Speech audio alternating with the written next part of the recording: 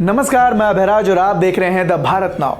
वैसे तो हमारे देश में बहुत से त्योहार आते हैं जिन्हें हम धूमधाम से मनाते हैं, लेकिन रक्षाबंधन जैसा खूबसूरत त्योहार कोई और नहीं है, जहां बहन अपने भाई के कलाई पर राखी बांधती है, जिसके बाद भाई अपनी बहन को ढेर सारे उपहारों के साथ एक वादा देता है, रक्षा का वादा।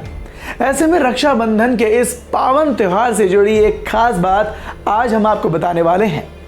सभी जानते हैं कि 11 अगस्त को राखी है और राखी के इस त्योहार पर लोग भद्रा के साए से काफ़ी परेशान रहते हैं और काफ़ी कुछ सोचते हैं इस बारे में।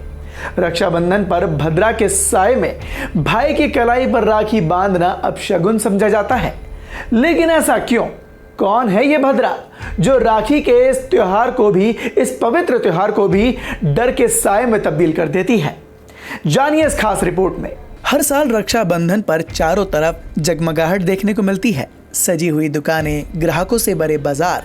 हालांकि कोरोना के चलते पिछले लगभग 2 सालों से त्योहारों की ये जगमगाहट और खुशियां कहीं खो गई थी, लेकिन अब एक बार फिर से सभी चीजें अपनी मुख्य धारा में वापस लौट आई हैं। अब बात करते हैं रक्षाबंधन पर पड़ने वाले उस साए की, जिस वजह से एक बहन का उसके भाई के कलाई पर राखी बांधना भी मुश्किल हो जाता है। शास्त्रों के मुताबिक भद्रा कोई और नहीं बल्कि सूर्यदेव की बेटी है और ग्रहों के सेनापति कहे जाने वाले शनिदेव की बहन। शनि की तरह इनका स्वभाव भी कठोर माना जाता है। इनके स्वभाव को समझने के लिए ब्रह्मा जी ने काल गणना या फिर पंचांग में इन्हें एक खास जगह दी। बता दें, हिंदू पंचांग के कुल 5 प्रमुख अंग होते हैं: तिथि, वार, योग, नक्षत्र और करण। इसमें करण का विशेष स्थान होता है, जिसकी संख्या 11 होती है। 11 करणों में से 7वें करण विष्टि का नाम ही भद्रा है। भद्रा के साए में लोग शुभ कार्य करने से डरते हैं। ऐसा कहते हैं कि लंकापति रावण की बहन शूर्पणखा ने भी भद्रा के साए में ही उनको राखी बांधी थी और उसके बाद से ही उनका साम्राज्य का विनाश होना शुरू हो गया। तभी से लोग भद्रा के साए में कुछ भी करने से डरते हैं। जब भी भद्रा का साया पड़ता है तो किसी भी तरह का शुभ या मांगलिक कार्य, यात्रा या फिर किसी भी तरह के निर्माण कार्य पर रोक लगाना ही उचित समझा जाता है।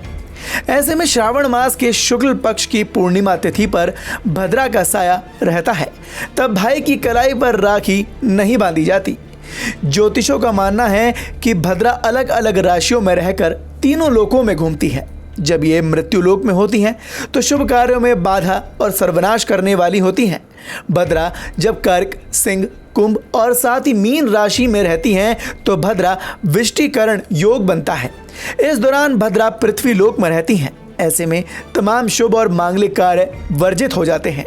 लेकिन इस बार ज्योतिषियों का मानना है कि भद्रा का वास इस बार पाताल लोक में है, तो किसी भी प्रभाव का असर पृथ्वी लोक पर नहीं होगा। किसी भी शुभ कार्य में कोई भी बाधा नहीं आएगी, यानी इस बार आप भद्रा के सभी दुष्प्रभावों से सुरक्षित हैं। तो ये जानकारी आपको जानकर कैसी लगी, हमें कमेंट बॉक्स में कमेंट कर जरूर बताएं और देखते रहें द भारत नाव। चैनल को सब्सक्राइब करना बिल्कुल मत भूलिएगा।